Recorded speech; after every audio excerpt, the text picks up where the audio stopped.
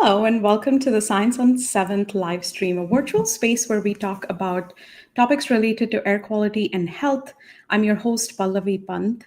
For the last week, wildfires have really dominated the news headlines in North America and also in parts of Europe. We've had huge wildfires in Canada, which have impacted air quality across Canada and across the US. Many cities and regions have been on air quality alerts and advisories. And we are hearing, as of yesterday, that France is currently experiencing its biggest wildfire since 1949.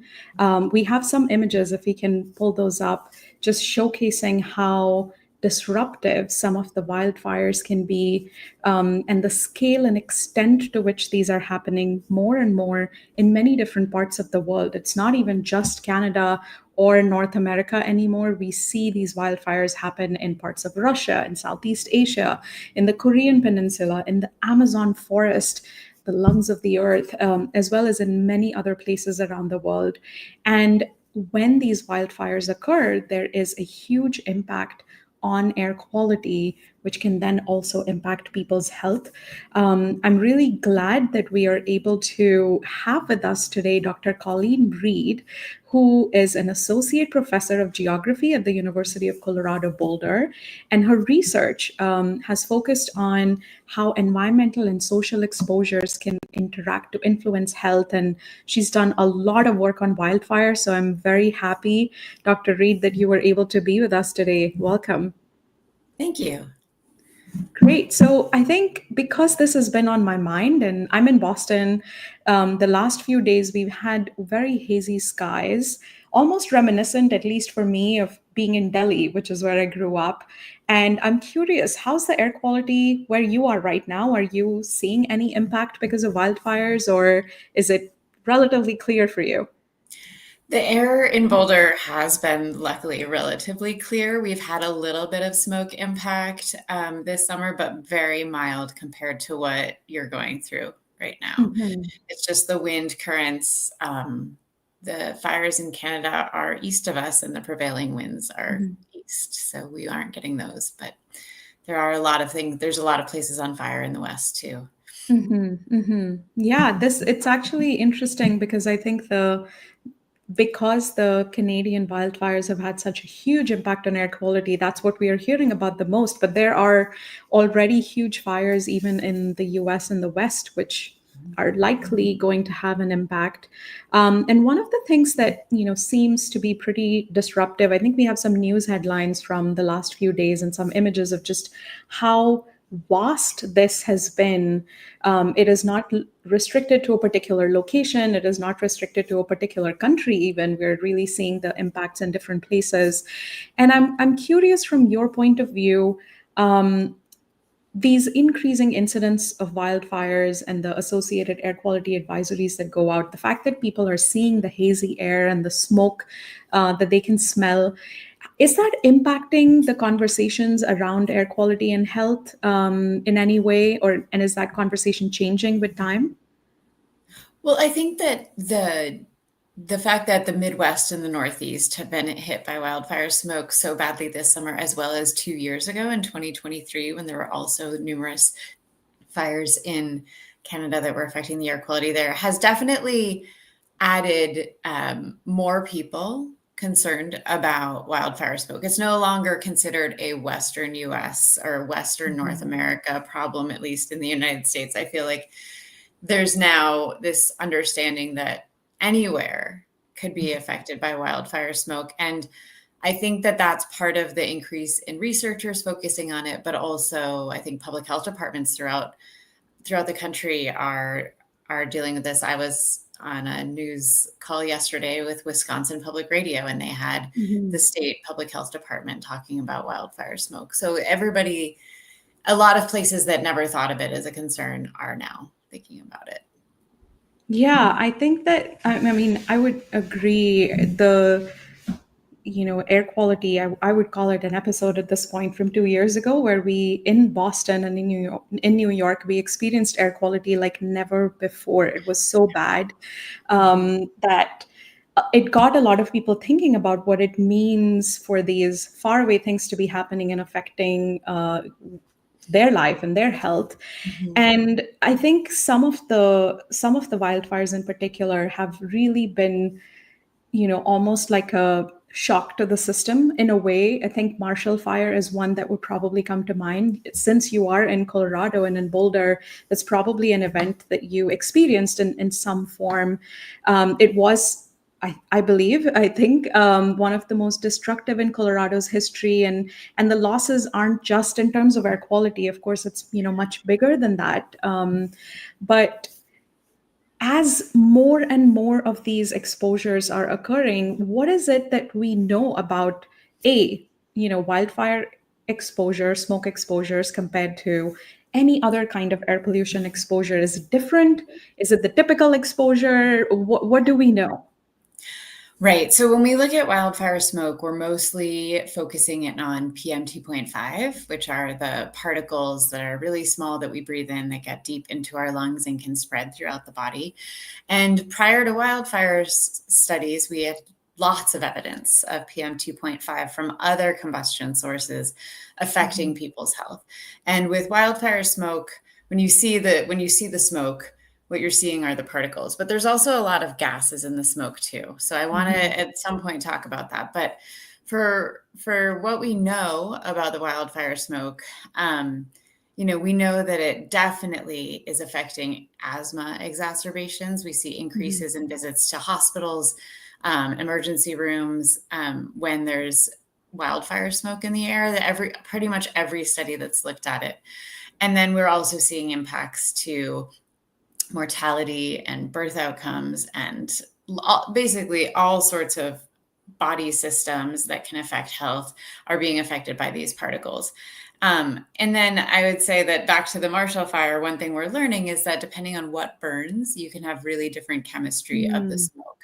And so the Marshall Fire I believe it was the most destructive in Colorado history. It burned over 1,000 structures in only a period of about 8 hours. And it started in wildlands, it started in grasslands, but it quickly got to a suburban area and spread really quickly through homes and cars. And you think about all the metals and plastics that were burned in that. And there was evidence from previous studies that would be different chemical emissions by burning those products than if you're burning, say, forest or grassland. And in our study, we did find that the chemicals that we sensed in homes that were really smoke affected by these fires did have higher levels of specific VOCs than we had expected, and some metals in the ash that people were finding in their homes. And so there's more and more of these fires that are starting in wildlands, but they're quickly burning lots of structures. So think of the LA fires or the Maui fires. And so I think we need to do more work into these fires, thinking about the chemistry of the smoke. And so there have been some studies that have, even looking at, predominantly vegetation burning fires, have said that wildfire smoke is potentially more harmful to certain human health endpoints than non-wildfire PM 2.5. But I would say at this point in time, I still think the weight of the evidence needs to become more robust before we can say that for sure. And it could be for certain health outcomes and not for others.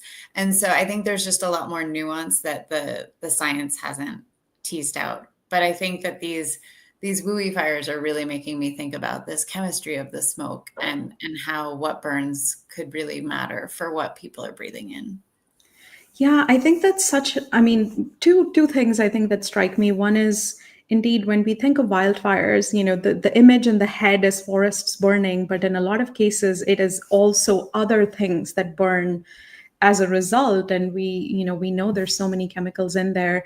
The other thing, which I feel like it comes up in conversation sometimes, not just for wildfire, but also otherwise, but if it's just the forests burning, it's like smoke in a campfire. So why do I need to worry about it? And isn't this just natural, and won't harm me the same way?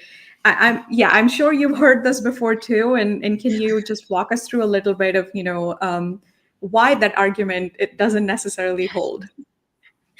I have heard that so many times, and to hear it still, I feel like when I started this work in 2009, I heard that a lot, and now I'm like, I can't believe this is still happening.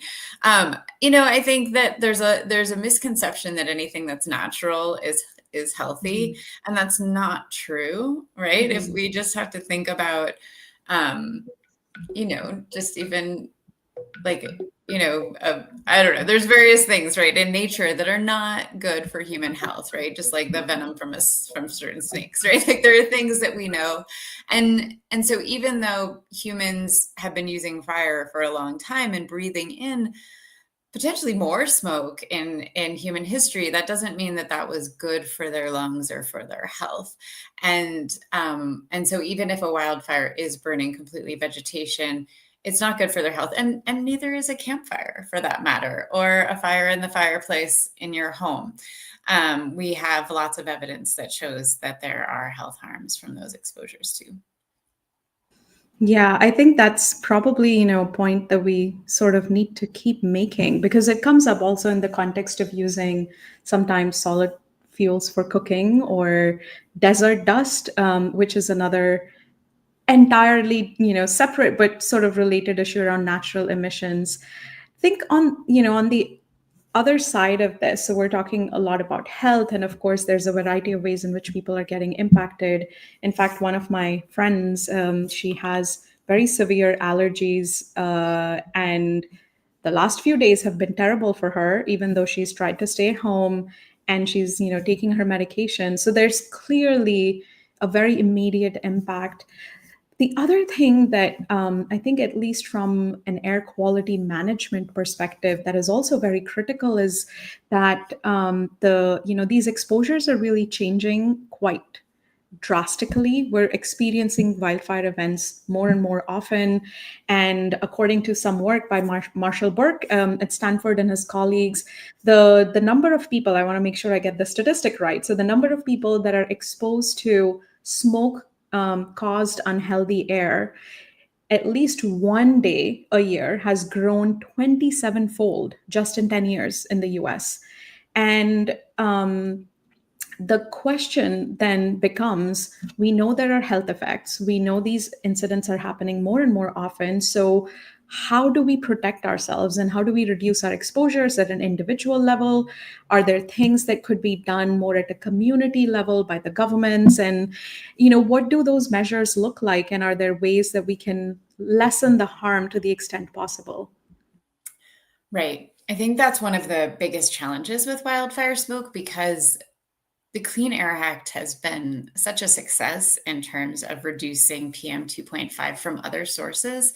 And we've found, engineering solutions to make our cars more efficient and produce less air pollution. And we've put a variety of engineering controls on industrial emissions. And so there's a lot of, we've seen our air quality get better over time, but with wildfire smoke, we can't, you can't put a scrubber on a wildfire smoke emission to decrease the emissions. And so there's really two options. And I think from the public health perspective, we're really focusing on telling, protecting people's health, even though the exposure is going to happen. And so a lot of that messaging is to stay indoors. And we actually have really good evidence that if you stay indoors and you close your windows and doors, that indoor concentrations are lower than outdoor concentrations. However, we also know that different buildings have different leakiness. And so you could be in a home that's really tightly sealed and you'll be fine as long as you keep everything closed up. But there's other homes where it's pretty leaky, or it's much harder to keep the doors closed or the windows closed. And also from Marshall Burke's group, they also showed that people who are wealthier are better able to stay home than people who aren't. And that's probably similar to what we learned in the COVID-19 pandemic, was just, whether you can work from home or whether you cannot work from home, or other, other demands that are put on people that require them to get out of the home. And so other things that we tell people to do, like buy a clean air filter. Well, there's a cost associated with that. And you also have to clean your air, the filters on those as well as clean filters on your your heating and air conditioning system regularly. When there's a fire, it's going to fill up really quickly. So definitely check it as soon as you can and replace it, because it's only helping you as if it's able to block more of those particles. But those are all at the individual level. I think public health knows that it's really hard to get all individuals to comply with orders. And I also think that, the first day when the smoke is really bad, I think a lot of people comply. And as time goes on, there's sort of this fatigue with staying home or taking these precautions. And so I do think that we need to think more at the community level. So there's been efforts in some communities in the Western US to create clean air shelters. So we have like cooling centers when it's hot. And so in addition, we can think about those as clean air centers. I think additionally, what I'll add there is that even if your community is not doing that, if you don't feel like your home is providing you with a clean air space, just going to a place that you think has a really robust heating and ventilation system, like that could be the mall, that could be a movie theater, right? Like these larger facilities that are going to have those systems might be a better spot. You can also get personal air quality monitors that you wear around, but I do think that it's again like putting the onus on the individual, and I think we should be doing other things. So one other aside is that I'm doing a project looking at schools and homes, because when I started the project, it was a really open question about, should we close down schools when there's bad wildfire smoke? But we don't know the air quality inside schools or in most people's homes. And so we went out to get that data. And I think, and we haven't published it yet, we're working on the results, but I would say that what we're finding is that homes are quite variable in terms of their indoor air quality during wildfire smoke events. Whereas I think schools is a place we could intervene. We could make sure that schools are clean air spaces so that every kid, regardless of where they live, is getting clean air for the period of time that they're at school. And so I think that we should be focusing on places like that to make our libraries clean air spaces so that everyone has access to a public space where they can have clean air, or things like that, where we can make it easier for people to have clean air without really big costs associated with it. Yeah, I mean, this sort of how do we decide who the onus is on question comes up in so many different contexts. And I agree with you. The COVID pandemic has taught us so many of these lessons, also in terms of, how much are people going to be willing to do, what is really in their power to be able to do. And one additional thing which I think has been becoming increasingly important is the ability to forecast. So, are we able to predict when the air pollution levels may be higher, especially in the context of wildfires, but also more generally? And how are we actually, maybe the first question is, are we using forecasting tools effectively to plan for these types of events? We saw, earlier, maybe we can pull it up one more time, just the advisories that came out in different places across US states, for instance, and health officials really, asking people to stay indoors, not, go out, and especially not do physical activity outdoors. So are we using the tools that we have effectively to forecast and plan? And is there a need for more tools, better integration and coordination? That's such a good question. I think that there have been some newer tools that can predict at least a few hours in advance. So you actually shared with me something that I hadn't seen before from Canada that is a forecasting tool, and it predicts hourly air pollution based on current understanding of what's burning and sort of our understanding of chemical transport across space and time with meteorology. And we have one like that in the United States that's run by a group at the National Oceanic and Atmospheric Administration. It's called the High Resolution Rapid Refresh Model, HRRR model. It has this huge disclaimer at the top that it's for research purposes and shouldn't be used sort of in other ways. But I know for sure in Colorado, the Colorado Department of Public Health and Environment has a smoke blog, and I've seen that they use the HRR model. One thing I'd say about these models is they're better than, we didn't have anything like this, I think maybe 10 years ago. I might be wrong about when it was that these were developed, but So it is a step forward for sure. It's still, though, if you look at the model, it predicts a few hours forward, maybe into the next day, but it's not giving us long range forecasts. And it can't predict where a fire is going to start. So it's using what's currently burning and sort of projecting that in time. But if a new fire were to start really close to where you live, the model would be wrong until that data got incorporated. And the rapid refresh, that's the concept of it, trying the HRR. They're rapidly updating this with new information that they're gathering. And so it should be pretty good. It's just there are sometimes little lags, and it can only predict out a few hours. It's not going to tell you, it's not like the weather forecast, which can even go out, 10 days. It's telling us within a short time frame. And so there's still more development that I think could happen. And but that's beyond my expertise, the people who make these models and run them. No, that makes sense. And I do think also sometimes we have these tools, but not necessarily the right integration capabilities yet. So there may be information that we can use, but we're not just using it as effectively yet. Hopefully, we'll continue to make progress on it. And it does look like a lot of public health agencies in particular are starting to use a lot of the information that is available to then decide when to go out. We got a question, which is actually interesting because I think it also comes up in general air pollution conversations a lot. So we talked very broadly about what the health effects of air pollution related to wildfire smoke may be. But the question from Charlie is, how do we quantify the health impact for a layperson? Like, what does it mean for me to be getting exposed to this wildfire smoke related pollution vis-a-vis what I'm getting exposed to on an everyday basis?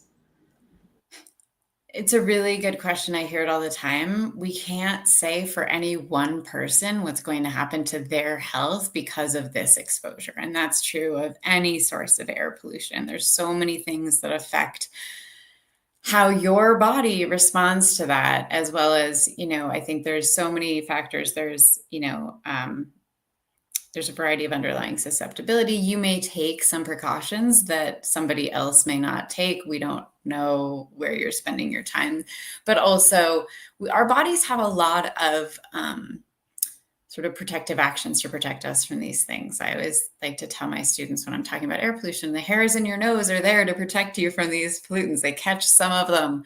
And there's a variety of things that are really hard to say at the individual level. I would just say that I, as an individual, in terms of what I would do to protect my health, I would do everything I can because I don't know how this will affect my health. So I would, heed the warnings, stay inside. I would, when the smoke is really bad, like, for example, I think that a lot of people don't identify themselves as in the sensitive group. There's the air quality index, and when it gets to the unhealthy for sensitive groups, I put myself in the sensitive group category and I take precautions then. I might be extra cautious, but I do have asthma. So I think that I'm putting myself in that category, but I will take extra precautions. I think those forecasts for a few hours are helpful to try and think of if you want to spend time outdoors, if you can look at that and see, oh, the winds might change and my forecast might get better if I just wait a couple more hours and then go outside. So there's different things that I try to do, but we can't say what the health impact would be for any one person. Yeah, I think that, it's always a question that comes up and always such a tricky one to answer. But I do want to reiterate that point you just made about, we oftentimes, if we're planning to go out for a hike or, go out sailing or even biking or something else, we're looking at the weather and making decisions. Do I do it at 7 a.m. or 9 a.m. or 2 p.m.? And we need to maybe think about air quality in the same way. Like, what is the temperature, but also what is the air quality right now? And is it useful to do this activity immediately versus a few hours later? The other side of the story, of course, is around how clean is the air in the end? And the other piece of research, which has been developing quite a lot recently, is we know in the US we've made significant gains in terms of cleaning up the air, but that these wildfire related emissions are perhaps wiping away some of these gains. and we may be in a situation where we're again experiencing higher levels of pollution, higher levels of higher ambient levels, but also higher exposures. And can you tell us a little bit more about what the data is saying right now, or the things which are not quite fully known yet? Yeah, well, so there's such clear evidence that, particularly in the Western US, that the benefits of the Clean Air Act and decreasing PM 2.5 levels have been reversed because of wildfire smoke. Numerous research groups have documented that in different ways and all coming to the same conclusion, which I find to be robust evidence. I think that a lot of those analyses were done with data that's a few years old. And so possibly with the newer data in the past few years, it might be other regions of the US that are similarly impacted, but I haven't seen that yet. Gosh, in terms of what we know and I feel like there's constantly new studies coming out that are linking wildfire smoke to other health endpoints that we hadn't known before.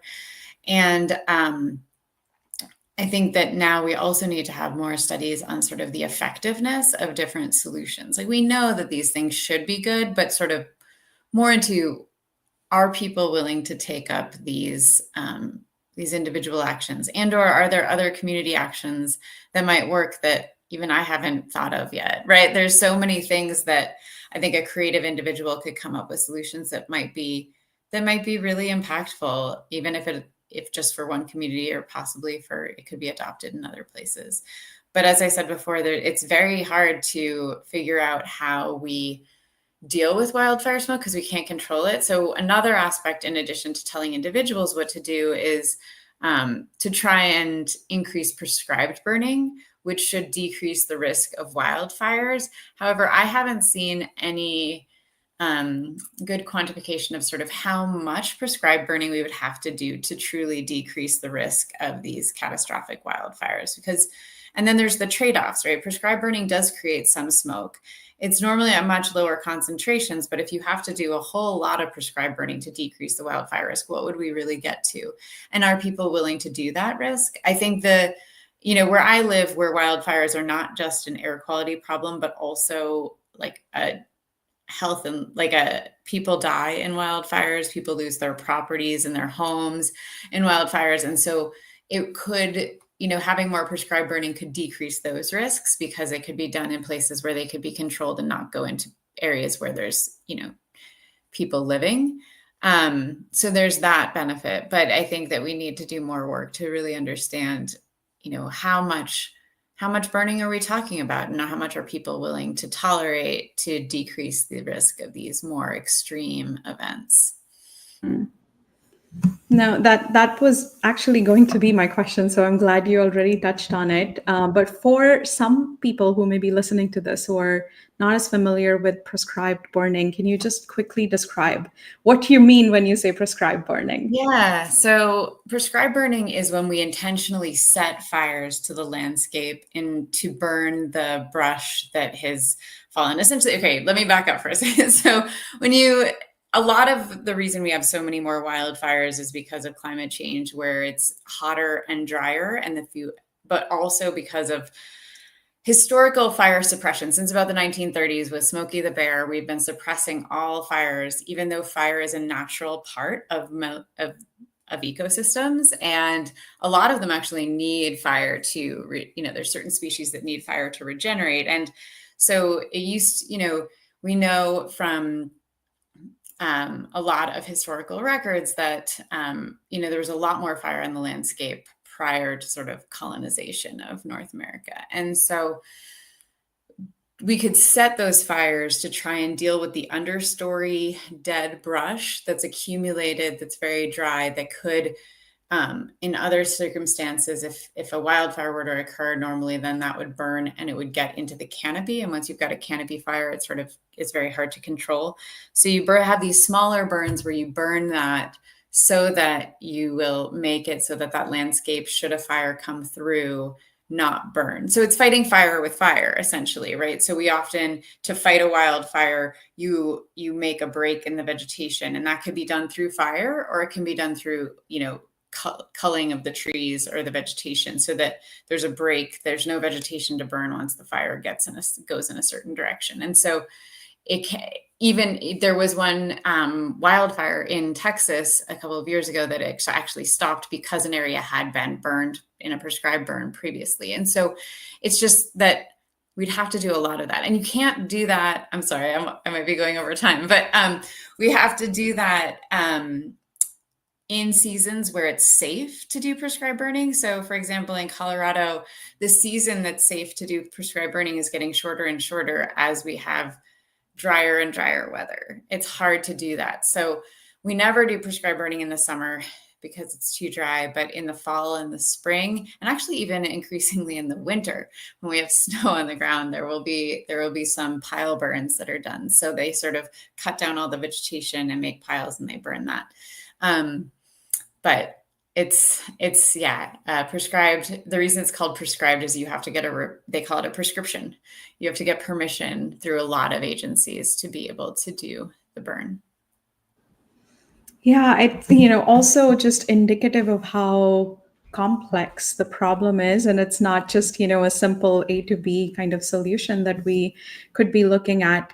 Before we come to a close, I want to go back to something you mentioned at the very beginning. We've been talking a lot in the context of particles that are released during these fires and what their impacts on health might be. But you mentioned gases, you mentioned VOCs in between there. So maybe before we come to a close, can you also talk a little bit about the wildfire composition beyond just the particles?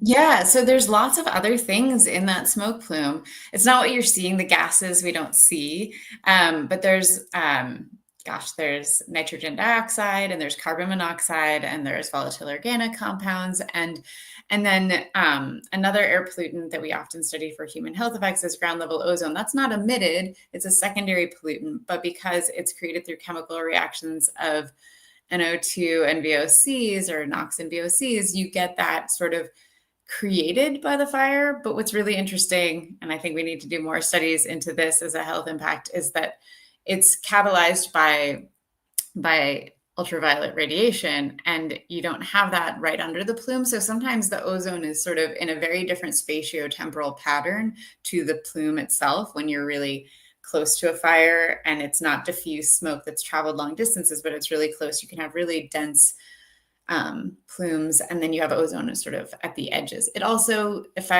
It's also created because of what else has been emitted in the area. So different regions are either NOx limited or VOC limited for their ozone profiles. And so it can be really different in different places how wildfire affects ozone production. But from a health perspective, I wonder if some of our studies are, confounded by what the chemistry of that smoke plume is, right? Depending on what burns. There's a really interesting study from the University of Nevada, Reno, that just came out that looked at the difference between health impacts from smoke from forest fires versus scrub fires. And then, so you could, like grassland fires, and they could be really different.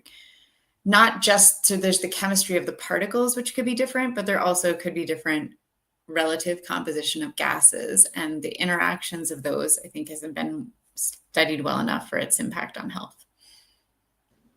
I think we could probably go on talking about this for a long time, but sort of what I'm hearing from you across these different, questions and responses is really that we know wildfire smoke has very specific health effects on humans, and also that the increasing intensity of these wildfires has been really changing the nature of air quality overall. We're seeing more, reversal of gains that we may have seen in the last few decades, and also that this is complex. This is not a easy thing. There's still a lot of questions we need to answer, but at the same time, if you are someone that is experiencing poor air quality as a result of wildfires, please take precautions and listen to the health advisories. There's lots of good information out there as well on air quality in your area.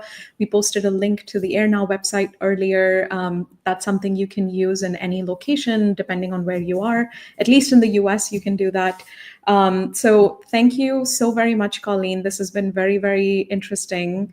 And it's amazing that you're continuing to do so much work on this topic, because we need to learn more and, then take action. So thanks very much.